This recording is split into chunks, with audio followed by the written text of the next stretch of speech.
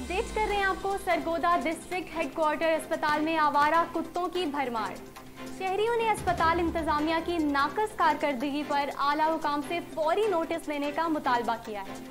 इसी पर बात करने के लिए हमारे नुमाइंदे अली रजा मौजूद हैं। जी अली रजा, अपडेट कीजिएगा। बिल्कुल, जिला सरगोदा में आवारा कुत्तों की भरमार तो वैसे ही है, लेकिन इस वक्त सरकारी अस्पताल में भी आवारा कुत्तों के चर्चे हैं। पूरे अस्पताल में ही आवारा कुत्तों ने अपने डेरे जमा लिए हैं। अगर बात की जाए इमरजेंसी की, तो इसके अलावा ओपीडी के अलावा अगर कोरोना वार्ड की बात की जाए तो वहाँ आवारा कुत्तों ने अपने जो है डेरे जमा लिए हैं। लेकिन महकमा हेल्थ के अफसरान जो है वो खामोश तमाशाई का किरदार अदा कर रहे हैं।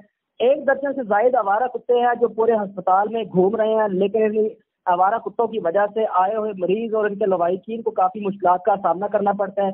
पिछले 1 माह से 36 से ज्यादा जो है लोग वो आवारा कुत्तों के भीख चढ़ चुके हैं, लेकिन मेट्रोपॉलिटन कॉर्पोरेशन के खिलाफ कानूनी कार्रवाई के अलावा जबकि आवारा कुत्ते पालने वालों के खिलाफ कानूनी कार्रवाई करने से गुरेजा है।